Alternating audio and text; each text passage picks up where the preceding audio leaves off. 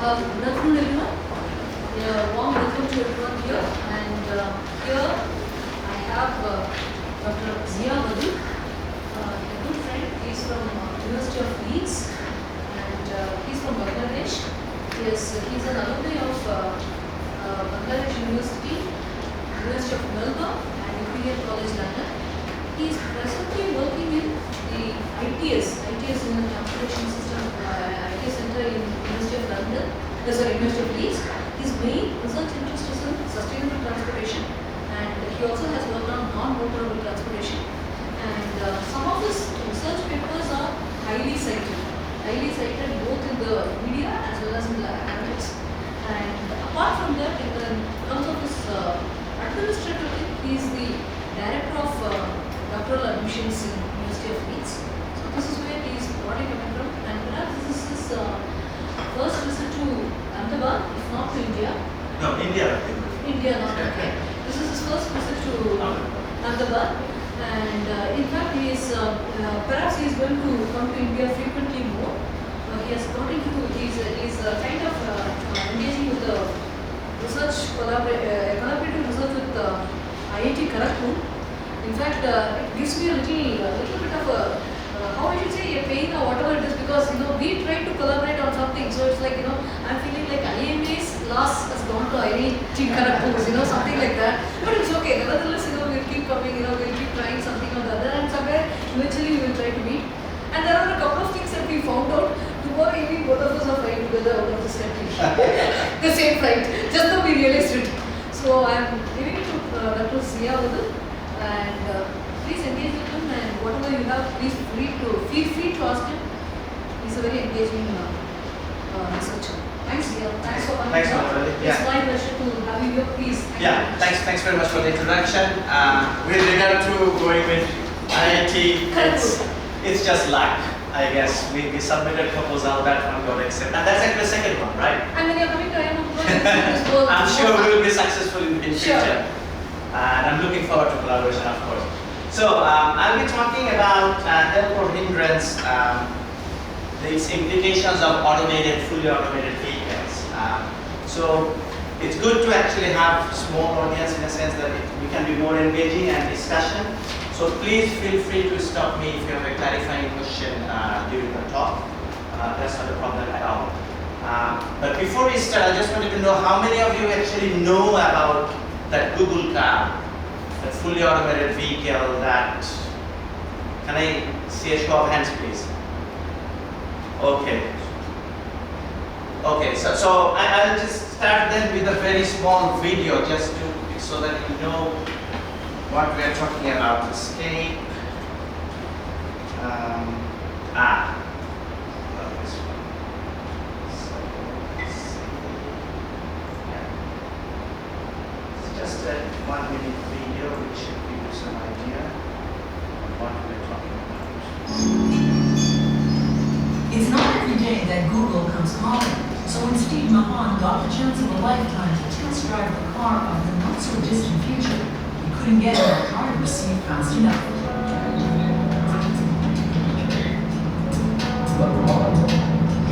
But this is the Google car. It can't be driven, it drives itself. So really, Steve was actually more of a test driver. This is some of the test driving I've ever done. I love technology, and there was a time in which I loved all the new things because they were novel and interesting. And now I see all these new things that I didn't need before, but I desperately need now. That's because Steve is blind, and his disability and the disabilities of millions of others is transforming the marketplace.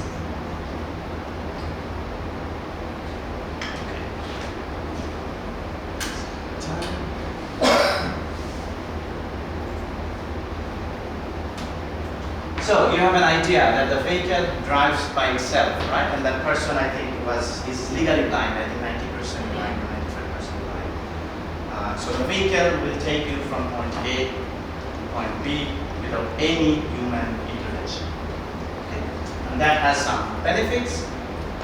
That has been touted quite a bit, but we are beginning to now think a bit deeper and thinking that there may be some disbenefits as well. that we need to be aware of as transportation professionals. And there's a reason why I've got interested in automated vehicles. As Sundaravali was saying, I'm originally from Bangladesh. I did my PhD at Imperial in London. And in London, you don't really need to drive. And in Bangladesh, of course, you have got your chauffeur. Right? So I've never learned driving before I moved to Leeds second time, back in 2012. And that's when my son was born, so I had to get a car, right? So I had to start learning. I started taking lessons, wasted thousands of pounds, and I failed in my first driving test.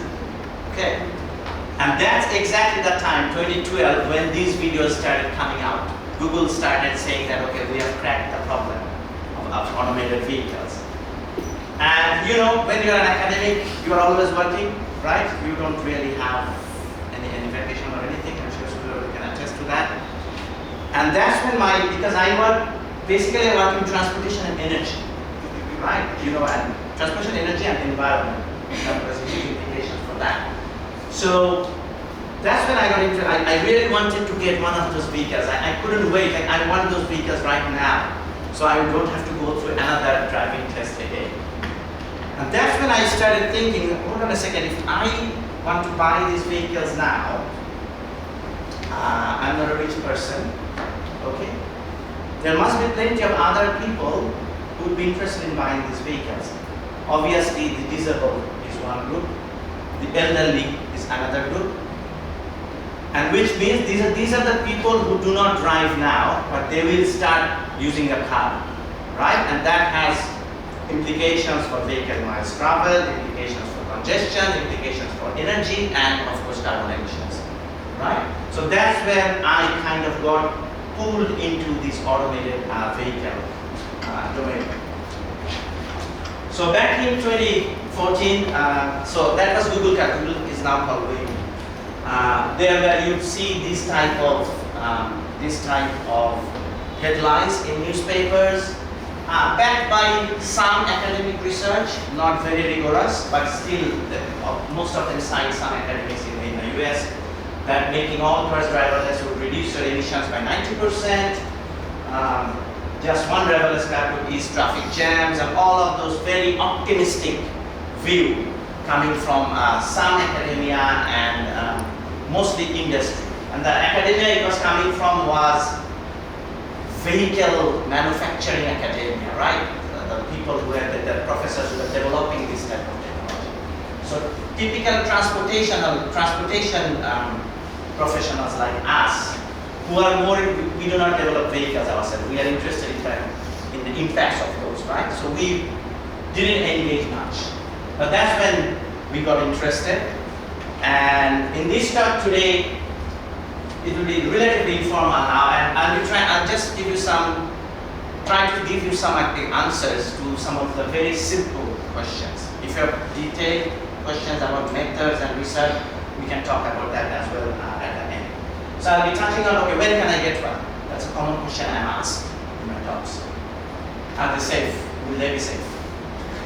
Will all autonomous cars be electric? That's a very important question, I guess, especially from a sustainability perspective, right? Will no one own a vehicle? That's another important question, especially if you think about the automobile manufacturers. If people stop owning vehicles, then the number of vehicles will be a lot smaller, right? So these are the important questions. Will it solve congestion? What will happen to travel demand? Will it increase or decrease congestion? And associated is with whatever the impact from carbon dioxide, right? And air pollution and environmental impacts in general. So in order to understand automation, this is just, I wouldn't go into the detail of all of this, it's simplified. So these are the different levels of automation. This is defined by Society of Automotive Engineers. So they have defined 6 levels of automation, and these are the different functions that we do during driving. This one is steering, acceleration, deceleration, okay? We need to do that when you're driving, braking, and the lights. Monitoring, driving environment. You have to look around what's happening, that you're not hitting anything. So those are the actions. And fallback performance. If something goes wrong, the driver is still responsible, right? So they try to define automation on the basis of these functions. So currently where are we? Currently we are here, right? So the human driver is responsible for all of this. And we are beginning to see some driver assistance. Like you may have cruise control in your vehicle, you may have lane departure warning systems in your vehicle. So we are getting some driving assistance where the car or the machine is taking over some of the tasks, right? But as a driver, you are still responsible for the driving task, right? If an accident happens, you cannot say it's the car's fault, it is your fault. Okay. And you can see over the different levels of automation, the car is taking over more and more of the functions, right? These are the two levels that we are generally most interested in, high automation and full automation. The difference is very little. You can see that the vehicle is doing everything. The main difference is the high automation is what we call limited by an operational design domain. So maybe the car will be operating only in a city environment. So it's fully automated, A to B fully automated in that environment, or only on highways. Okay. So basically it's full automation with some design domain limitations.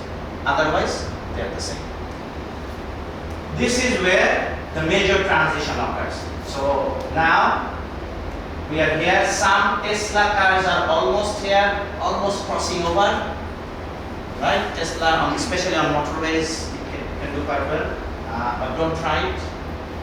It's still not fully automated. Okay. This is the level where it says that the vehicle can take over the monitoring thing as well. But the human being, the human driver may have to engage in at some point. And this is why researchers, academic researchers are saying we should avoid. Because if you are not engaged in driving or anything, you are bound to be doing something else. And when the vehicle wants you in a few seconds notice, it's very difficult to come back to driving again. Okay, so Teslas are here and people are already watching movies without really, when they are supposed to be 100% engaged, still they are watching movies and not engaged. So this is something which the human factors researchers, they call it. They say that this is, we shouldn't go there, right? So often they are going directly from here to here. Okay, and Google and Waymo, they are saying, okay, we will go directly to higher. Fine, we are not bothered about any of this. So these are different levels of automation. The other thing quickly I wanted to touch on is, you see the word autonomous a lot in this area. Personally, I have a problem with that. Autonomous means the decision you are making it yourself. And in my view, that's not accepted. I have to admit that. The current car is also autonomous, in the sense that you are driving your own car. You don't care about what somebody else is doing other than safety, right? If we ask you, okay, why don't you slow down, then the traffic flow will be very nice. You don't do that, because somebody else is not doing it, right? So that's what, to me, that is autonomous, okay? That's why I use the term automated. The other term is connected.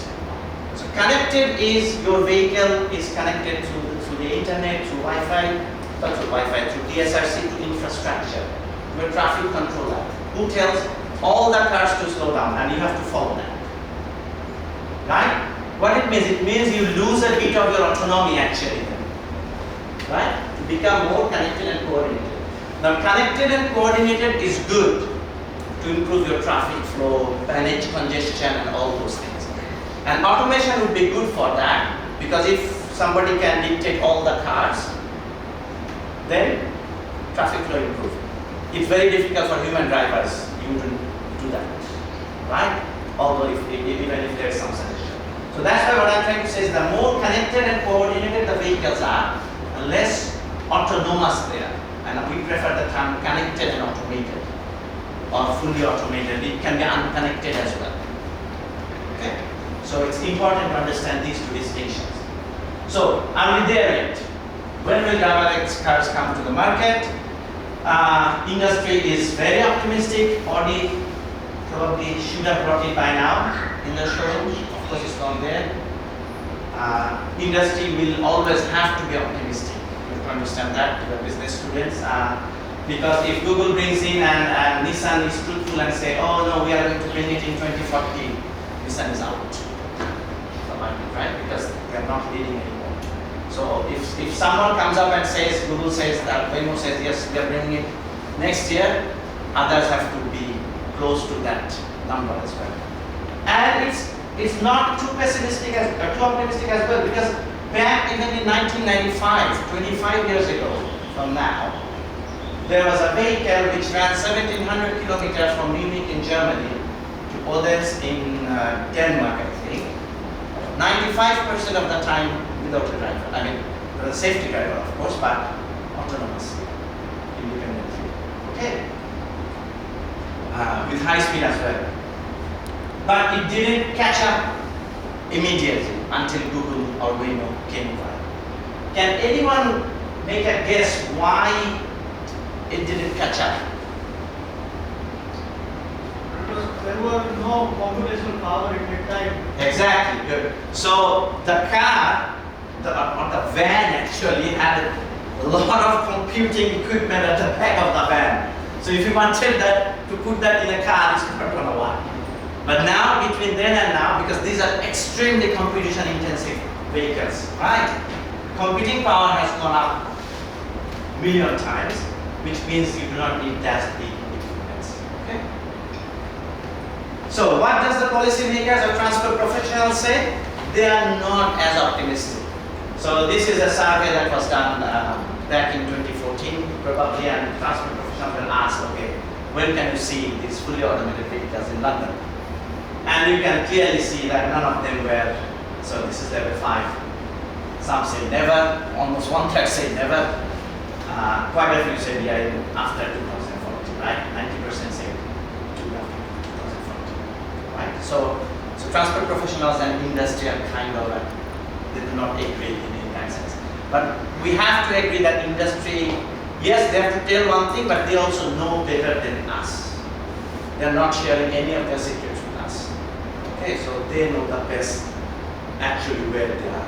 They know the best what problems they have solved or not solved. Okay. And we know that they have tried, but they are now trying. I think Waymo has now started practicing without a safety driver in one of the US states as well. Okay, so they are that confident. So 10 million miles driven by Waymo alone, okay, in terms of in a driverless mode. The key point here is the disengagement rate. It says that, so when the car is driving in autonomous mode, how frequently do you have somebody else has to engage? Okay, maybe the vehicle was going outside its design domain, or maybe the vehicle wasn't behaving the way it should, so the safety driver engaged the safety person, right? So you want the disengagement rate to go lower and lower over time. It means the vehicle is getting better and better. Alright?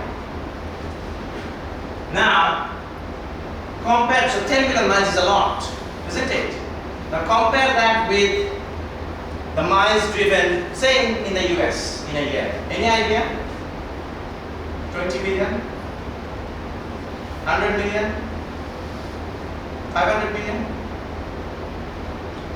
In 2018, the US drivers in total drove 3.2 trillion miles. Trillion. And this is 10 million.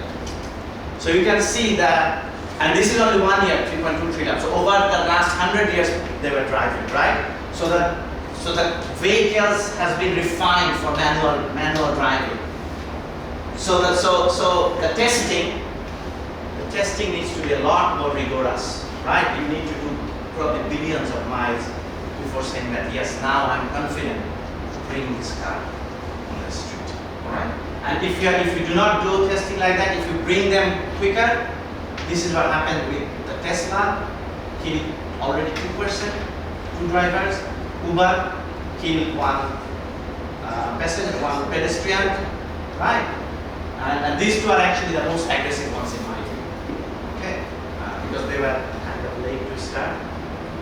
So they are taking too much risk.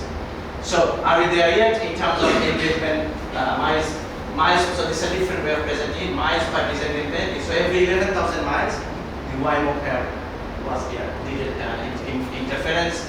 GM's cruise program, 5,200 miles, okay. But still, I don't think it's anywhere near. 11,000 miles is kind of once a year, right? So there's a good chance I may die actually. It has to go up to millions of miles, otherwise I'm not going to buy that. Okay, but the other ones are actually much lower. This doesn't necessarily mean they are bad. So Mercedes, this is only in California. So Mercedes's main testing ground is not US. There's more of course in Germany, right? Same with Baidu. Baidu has probably gone quite far ahead in China. They're doing a lot. Okay. But this is given idea. Who are on board? Who are not? Almost everybody. Because otherwise they will be seen as they're losing. But it's basically led by the techies, the disruptors. The Googles or the Waymo now, the Baidus, the Apples, Zooks, Ubers, none of them are actually vehicle manufacturers. Right? So this is a completely somebody from the outside is coming in to disrupt the market and innovating and disrupting the market. So that's something probably all of you can do a PhD on. How this is disrupting the market, innovation space. Differences in approach. So Google, from the very beginning, they said within a limited area, our car will be level 4 or level 5 straight away.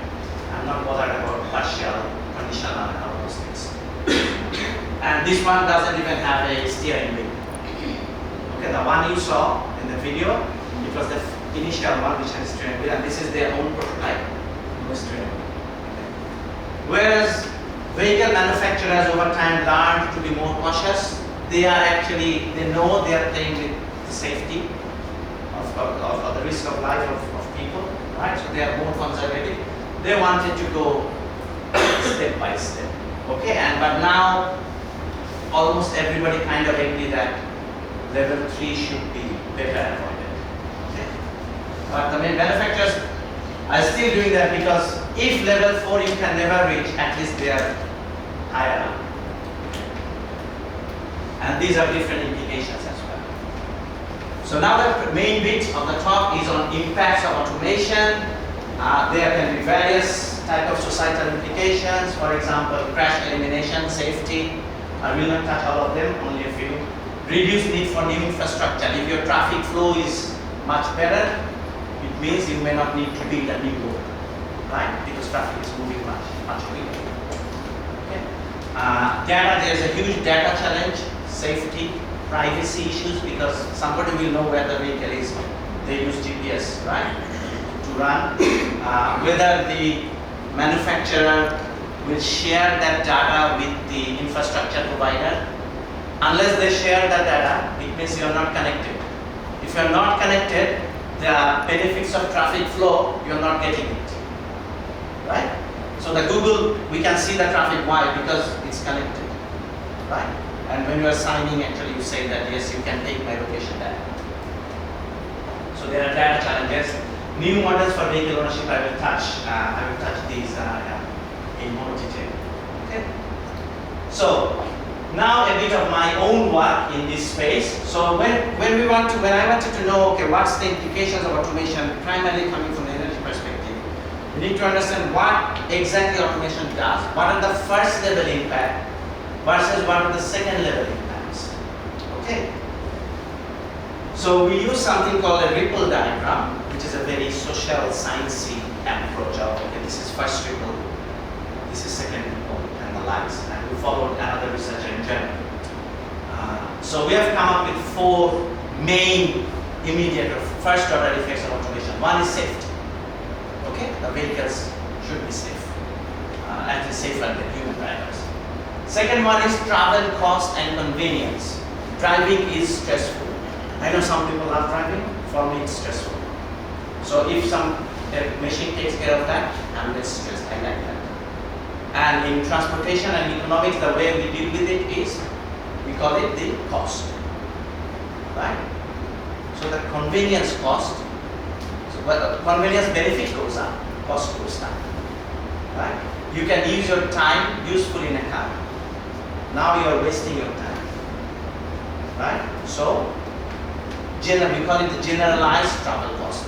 That includes both your out-of-pocket fuel cost, blah, blah, plus your time cost. So, generalized cost goes down because of vehicle automation. Infrastructure capacity goes up if it's connected, of course. Okay, so that's a big if. And automation can allow new technical innovations like vehicle patterning, where vehicles are all connected without any wire, without any cable, and they run in a pattern that has energy efficiency benefits and things like that. Automated Uber services and all those things. And there may be many more that we don't even know. And then you have the second order inputs, right? So my interest is obviously travel and cost and convenience, and you can see if that changes, the status quo changes, right? Now when we make a decision to go somewhere, we trade off between travel time, comfort, travel cost, all of those things. Because that ratio, the relative ratios of all of these will change, right? All of these, you can have different type of travel demand implications. Because vehicles will be much safer, you may start thinking about lighter vehicles. Instead of 4-seater bigger vehicles, you can start choosing 2-seater smaller vehicles. So all of these things have, then that will have an energy effect. This has a travel demand effect. Okay? Traffic flow congestion has energy efficiency effect. But this is a very qualitative thinking process. I wouldn't even call it a model. Thinking process. How you want to approach that. Okay? Impacts of automation. So safety. What's the biggest impact? Currently, 85% to 95% of the accidents are due to human error. In the UK, it's 94%. Okay? So for big and these accidents kill people. Right? In the US, annually it's 33,000 people who die, and I looked up because I came to here to give this talk. In India, apparently in 2017 or 2018, 147,000 people died. That, if you can save even half of that, that's a huge saving, right? That's the single most reason I support automation. There are other disbenefits, okay? But this is one reason good enough to support that, to support the development of this technology. Okay? But beware of the transition phase. When there's automated vehicle and manual vehicle, there will probably be a few more accidents that nobody has thought about before. That will probably happen. And these Teslas and Ubers, a few of these will happen. Let's face it. Okay? Security is another issue. If this vehicle has to be connected, then there's the probability of hacking and all those things improve. Vehicle manufacturers have never dealt with those type of hacking, right? That somebody may hack into their vehicle, and if you see movies, I forgot Die Hard 4, right? Bruce Willis, through the internet, they shut down the whole town, right? So if they are connected, there is a huge security risk actually, right? Next one is travel and equity. The blind video, that blindness video that I have shown in the beginning, right? So a whole lot of people would start using these vehicles. Now that has huge positives for the society, right? If these people, they can travel easier, and I know very well that in places like India and Bangladesh, disability travel is really, really difficult. They do not get to access anything, right? Going to a movie or even going to a job is extremely difficult because of this accessibility problem. This may solve some of those problems. They don't have to come. Yes, please. Can we ask questions? Yeah. No, if it's a clarifying, it's better to ask now, like a quick answer, but if it's a discussion, maybe later. It's a clarifying. Okay, sure. Has this been considered the automation for public transport vehicles? Because as of now, the only discussion is sort of focused on There has been discussion on, in Europe, there's a lot of talk about actually automated shuttle type services. Not the buses yet, but yes, definitely that's so something. that tram lines, for example, can definitely especially a lot of suburbs of London, Paris, etc. have trams. DLR is Dockland Light Railway in London. DLR has been driverless for long, like 20, 30 years from the beginning. Because there the affordability is better, even from an equity perspective. Not everybody can own a private Yes, car. but we are getting to discussion a bit. But for DLR, the driver cost alone is a small share of running the whole thing. For a car or for even a bus, the driver cost is a bigger part. And it's also a lot easier to automate a light rail. Not street trams like in Kolkata. That's difficult, that's just like a car, right? But trains are a lot easier to automate. There are plenty of examples of fully automated trains. So, Ellen and Elizabeth, there's a huge equity implications, but because I am wearing my energy hat generally, from energy perspective it's not good, right? Because there will be new people who are driving, as simple as that.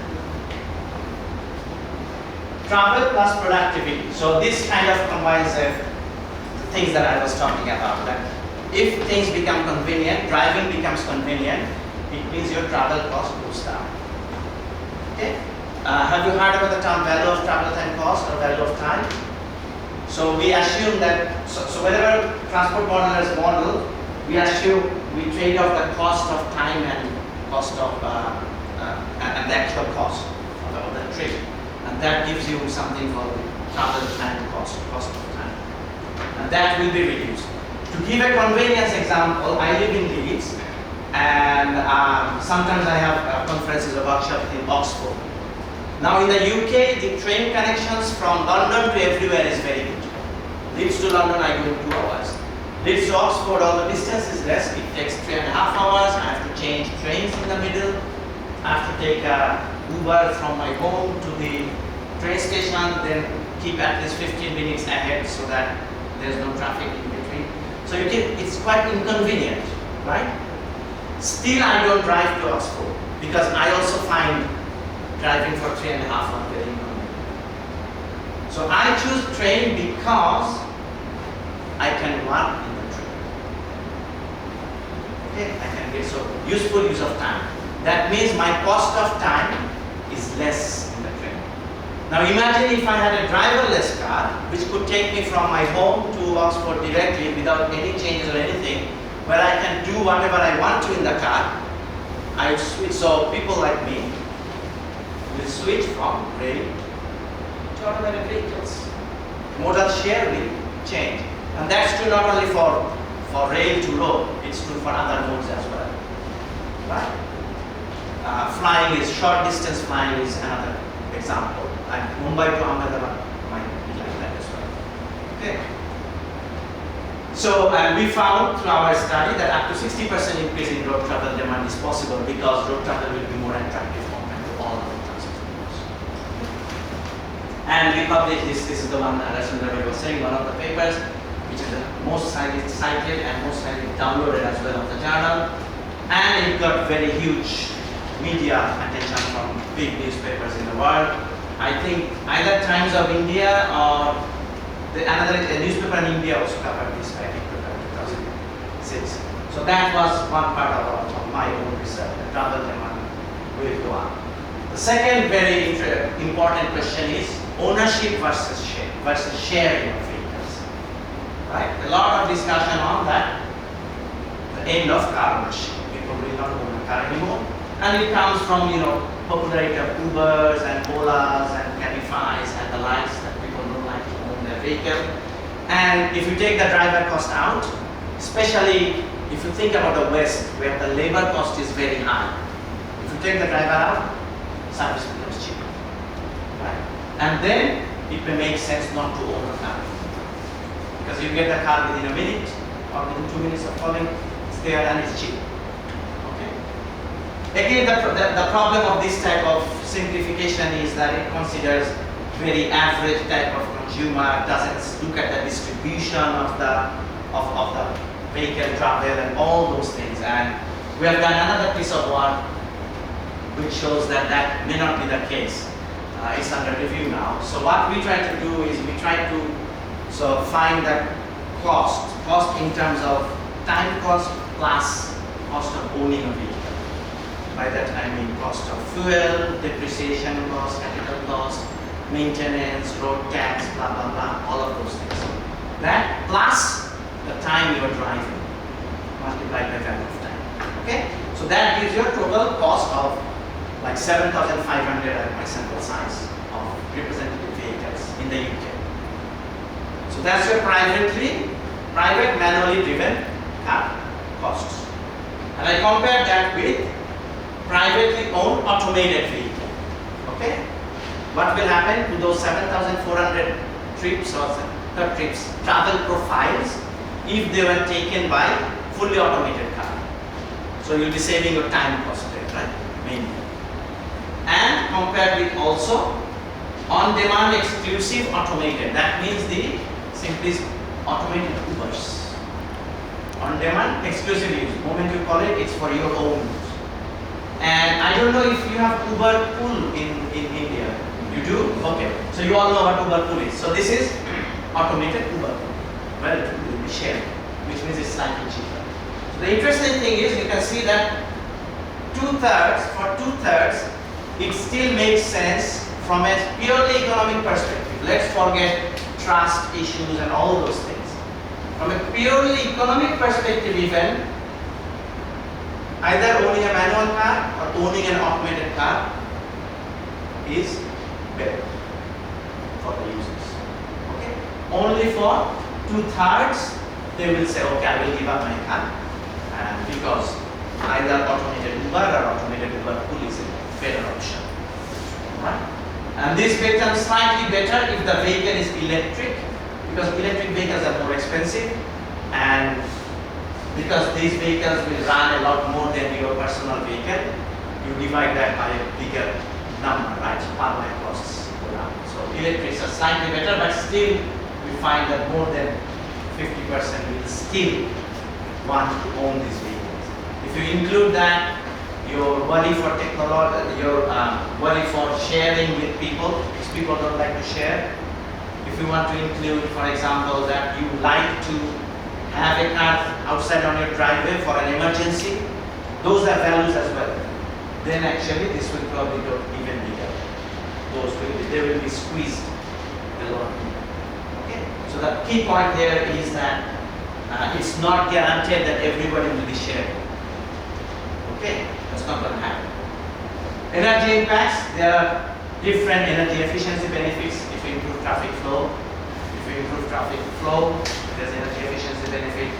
If the vehicles run very closely in motorways, those of you who are mechanical engineers will understand aerodynamic drag and things like that, that reduces, energy consumption goes down. Becomes safe, two-seater, one-seater cars. These are possibilities. These are not necessarily happening, these are possibilities, right? Eco-driving is something, is a driving style whereby you can save fuel. So you can have an automated algorithm for eco-driving, right? So they can be designed for eco-driving. But also, it could go down. If the vehicles are really safe, the government may say that, okay, why don't we increase this? These are not very safe vehicles, right? So that has negative energy implication in the sense that it could go up. Okay? The key thing to note here is that a lot of it is about connectedness. That the vehicle is connected to infrastructure and infrastructure can optimize. The traffic controller can optimize your flow. If all of them come like individual automated cars, not connected to or not sharing the data with the infrastructure provider, all of these benefits will be gone. And actually, many of these benefits can be had without automation. Traffic flow and things has improved since Google came up. We know where things are, we are changing our routes and all things, right? So that has improved our experience already.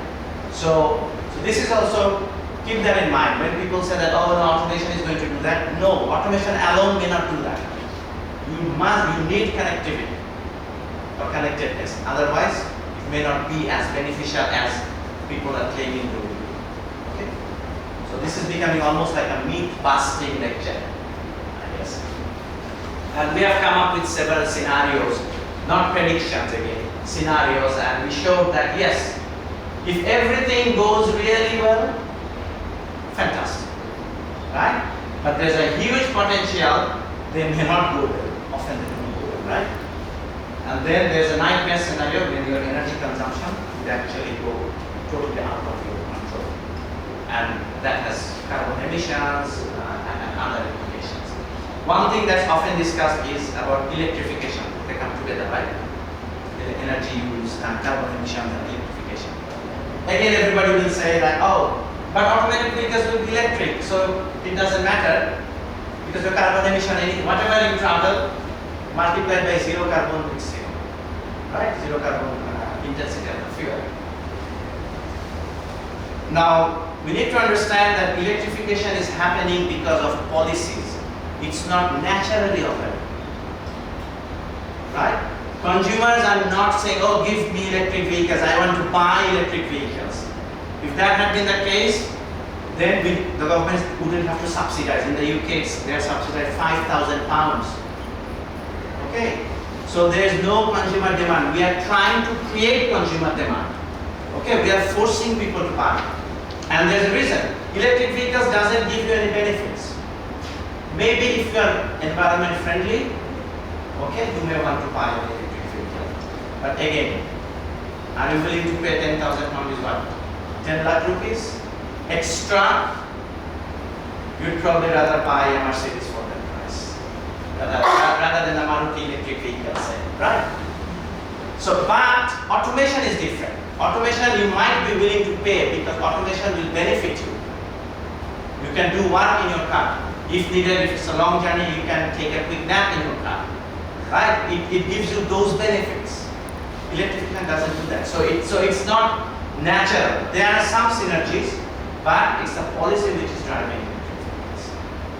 Okay, so you have to do not just assume that all automated vehicles are electric by nature.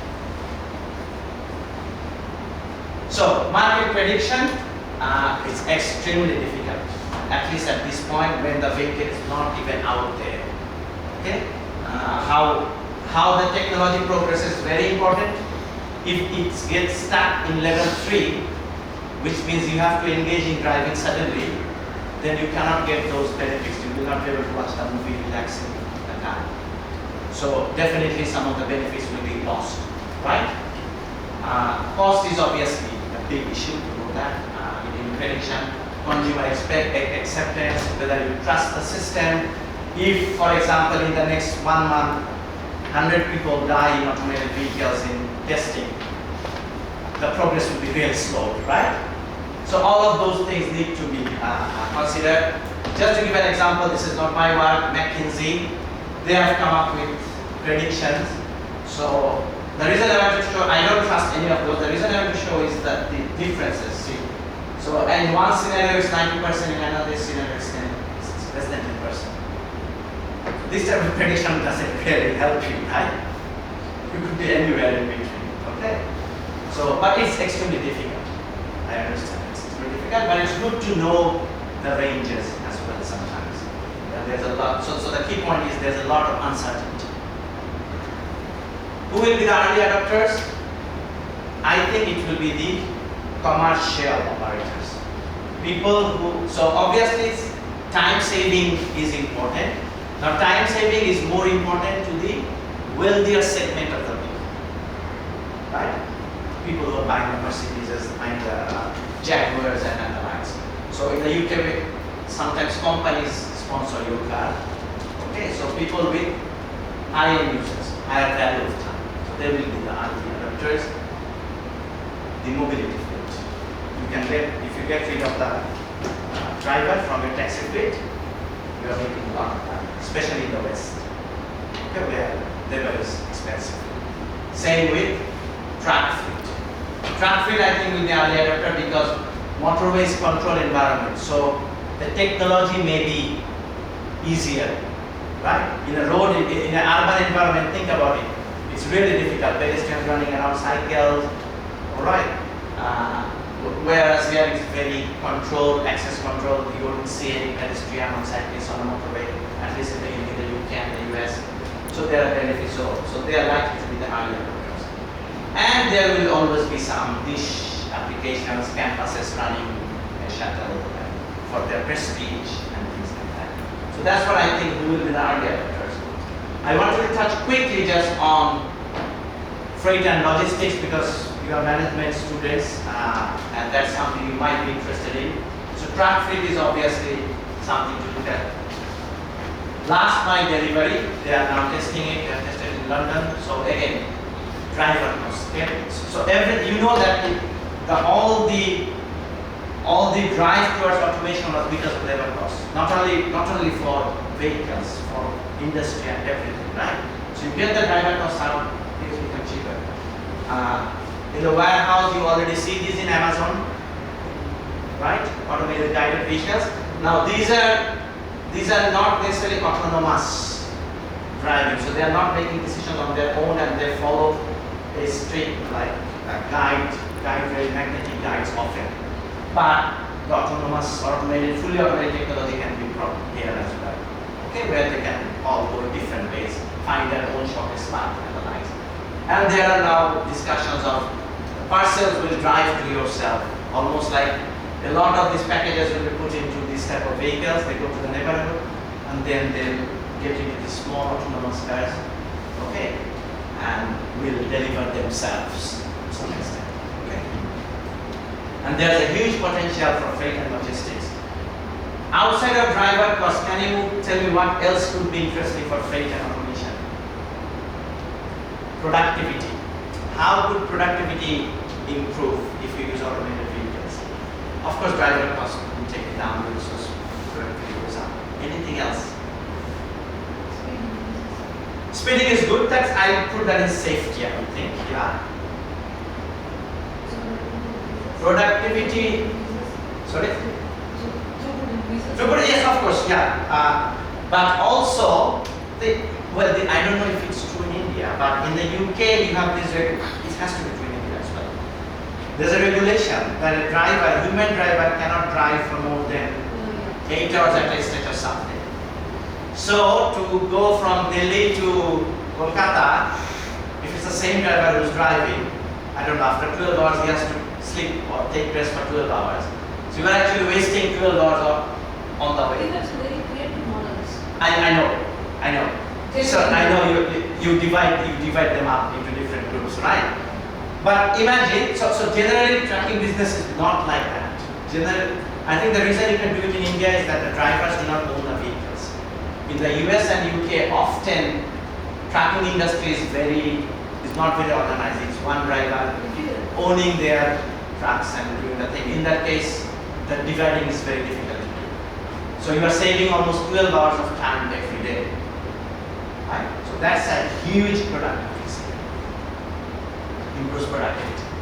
So at the end of the talk, answers to the questions. When can I get one? Still unclear. My guess is 10 years at least in the West, but mobility services may come a bit earlier, like the automated Ubers and the likes. Are they safe? Because I'm an engineer, I trust engineers. I think they will be safe. They will be safe, otherwise they won't be there. There will be different types of accidents, but it shouldn't be as much as, so it will definitely save lives. All autonomous cars will be electric. There are some synergies, but ultimately depends on policies. There's no guarantee that they will be electric. Consumer demand is very important. No one will own a vehicle, not really. Both ownership and sharing will continue. Okay. And to keep in mind, one thing important here is that just because everybody is using automated Uber doesn't mean it's good for the environment. Because there's a lot of empty running. If you give up your car and replace that with Ubers, actually you are making things worse. Because that Uber trip is dropping somebody else and coming to pick you up. There's an empty run there. Right? Only if it is Uber pool, then you might get some benefits. Okay. Will it solve congestion? Quite uncertain. Connectedness is vital. Okay, automation alone is not going to solve your congestion problems. That's for sure. Can solve congestion, again quite uncertain. Key takeaways, as I said, only thing certain is uncertainty. large welfare benefits to society possible through crash reduction, useful use of time, productivity benefits of passengers in freight, logistics, but they could have unintended effects, travel and energy especially. So it's important to have coordinated policy. So that's why we did the research. We wanted to tell the policymakers that hold on a second, be aware that these problems are coming. So you have to be aware. From now, start road user charging or something like that. Or say all automated vehicle has to be shared use. Right? Then you have a policy action beforehand. So it doesn't go out of hand. So how it's implemented and system-wide innovation is crucial. Platform for business innovations, of course, huge role in logistics. And connectedness, I cannot put enough emphasis. Connectedness is vital. To get many of the benefits that people talk about automation, it's about connectedness. And yeah, so this is when I had more hair. This is 2014, I think, when I took a ride actually in one of those Google cars. It's fascinating. And they must have been 5 years, so a lot. This was in UK? No. UK is quite behind, Yeah. I would say. It's all US and China. So this was in San Francisco in 2014. This is one of those Google's early designs. Thank you.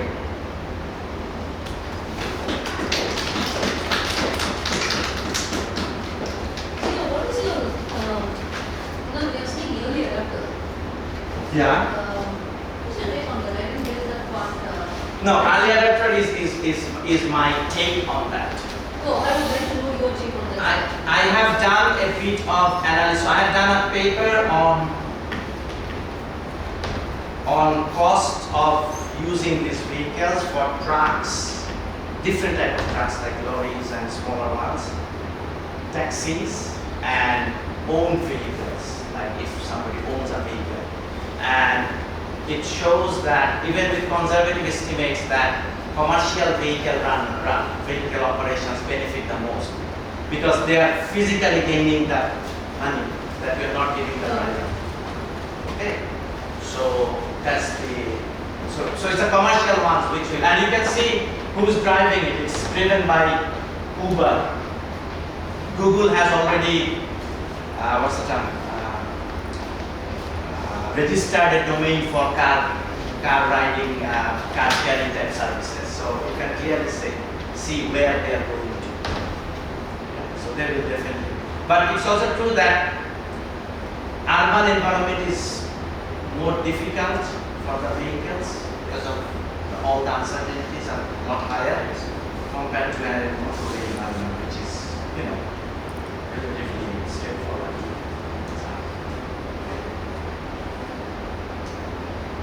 Any questions?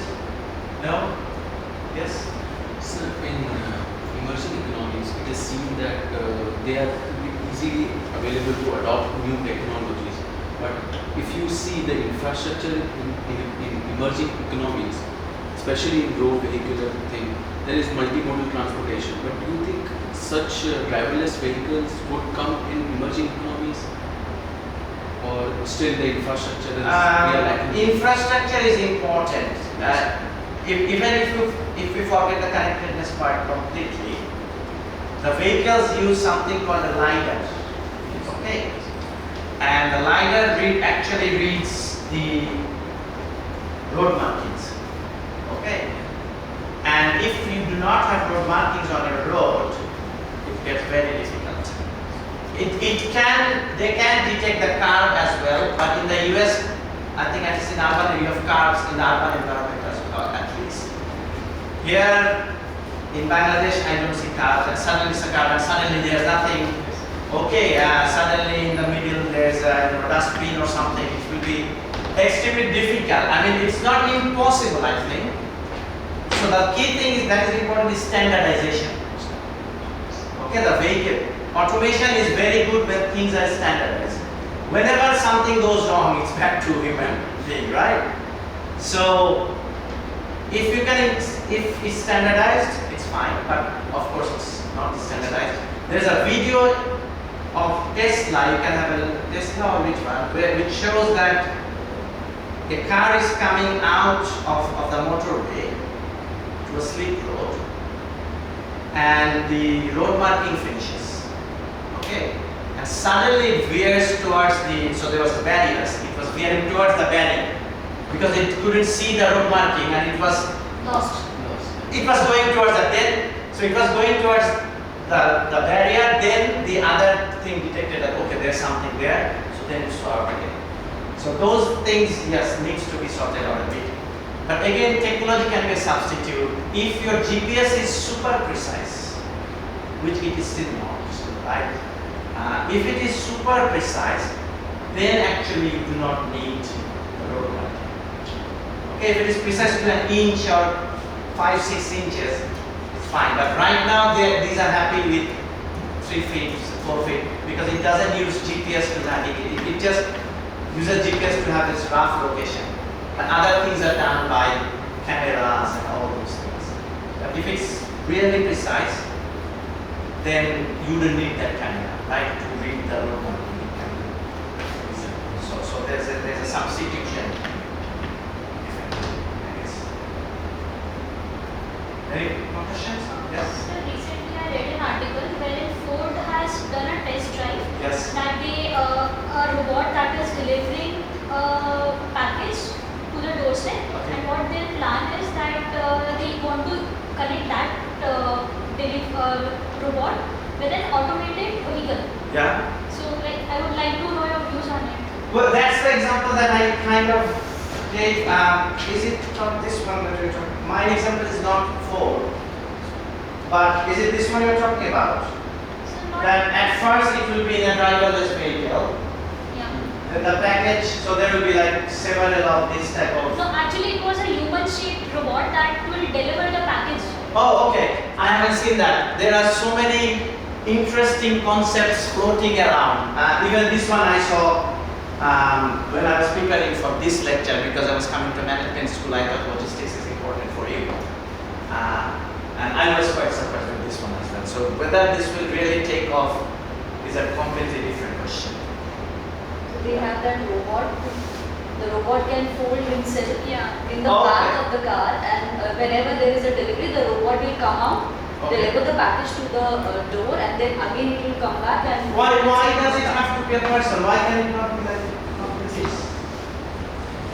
So that is. This is also robot. This is also robot. This robot has wheels. That's the difference, right? So we don't have the concept of like a robot has to walk. But that is Right. a Yeah. personal car. You can have that robot in your car. Okay, yeah. Of course, so there are all sort of different concepts being trialed, I guess. Which one will be depend on consumer acceptance? That is very important. What consumer will like? Okay. This one was tested quite a bit, where the vehicle goes to like a community and sends a text message, and people come out. You know, like a grocery delivery. Come out and get the delivery from there. They can have drones in the bus itself, and Oh, the drones. let's not get into drones. That's a whole new uncharted area. But this also has problems. I can see, we order grocery delivery at our house. I can see myself picking up it from after walking 10 minutes or 5 minutes to a central place. Not during the winter. I'm not going out, because what happens in winter now is the driver now brings everything to my doorstep.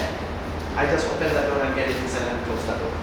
I'm not going 10 minutes to walk 10 minutes to get it from there. This is fine, because this should in theory come to my door. Okay, so there are many issues. You have a question? I want to ask a question from technology point of view. Okay, I don't develop the technology.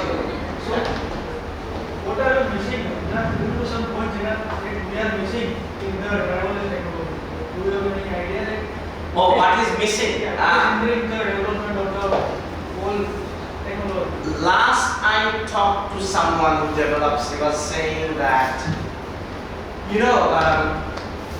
so on the road there's, let's say, a brown bag packet. Now, human eyes can see, we can detect that that's a brown packet. You can go over it, it will just blow away or it will go under your car. The computer vision, it just sees the borders and it's a solid. It doesn't know it's actually It's an obstruction. It's an obstruction. So it may suddenly stop or swerve when it shouldn't do that. So that's one. You have to have redundant systems in the car so that one system fails, the second system comes in. So that increases the cost of technology. It's doing quite well. You can see 11,000 miles it has driven without any. And the accidents that Google had, I think it had by now 200 plus accidents, the Waymo ones. I think only one was the car's fault. Everything else was a manual driver. So what happens if there's yellow, from green it goes to yellow and red? We human drivers tend to go through, right? Machines don't do that. It stops. And the car behind, then Google cannot do anything, right? Because his expectation was, it's yellow and we'll go. So Google is doing well, I think, in the sense that they are cautious and all those things. You see, Tesla's calling their level 2 autopilot gives a false impression that it's automated, which is not. Okay, so there are little those fine prints which says that no, you have to be always engaged, blah blah blah. But in human psyche, if you say, oh, it's autopilot, probably it's okay. Or sometimes people just test it. There's video of people sleeping. Okay, in Tesla, which is only level 2, not even level 3, level 4. Okay, so the lift should be steep. That's the thing.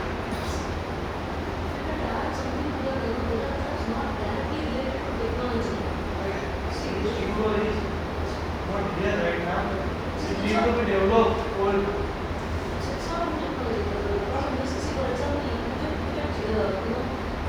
think that UK is relatively, but UK will be very hesitant to implement or very hesitant to bring in a driverless car. The difficulty is when you want to implement such technology, more than implementation, I know what is the efficiency of this machine, so I want to bring it, okay? More than that, we want to know what is the limitation of this, when it is going to fail. When it is going to fail. That when it is going to fail is a very difficult mission for a driverless or for automated vehicles or systems that we are considering so far. Because it doesn't depend completely on its internal thing. See, I'm a Google car. I'm going to fail at this point of time. We can say it also depends on the multiple externalities. So without the externalities, Mr. Mission, the failure, the limitation of a vehicle is difficult to prescribe. And in that context, standards are difficult to come up. And in the absence of standards meaning, what is relevant in UK is not relevant in San Francisco. So in that case, countries cannot come up with policies also. So all these things are wrong. Technology-wise, actually, the other one is what happens. So the vehicle knows it's gonna fail. Yeah. These fallback option. Yeah. That is another area of challenge. In a motorway, if you see you're failing, but vehicle has to move to a safe refuge area or something. So, and if there are other vehicles coming in, so there are things still to be done. But sensor is another one. For high speed, especially motorway driving, the sensor capability they do not go far. And the accident that happened with Tesla first one, the white, the truck that it hit. The truck was white, I think, and the camera couldn't detect it because it was a very bright day. It was reflected or something. So those are the sort of things that. So the mainstream cases has been solved. It's what we call edge cases. The problem with edge cases is, by definition, you don't know what are the. Apparently, Google has a team who has been just asked to think about all the weird scenarios that can happen on a road and will test that. That's their job. So can AI help artificial They initially there was a discussion on, I think it's called embedded intelligence rather than artificial intelligence. But nowadays they are saying that no, vehicles should start learning as well. So that's where the AI comes in. To me, it's the AI is statistics. That's at least to me. It's a lot of data. It's a lot of data, but in the end, it's statistics.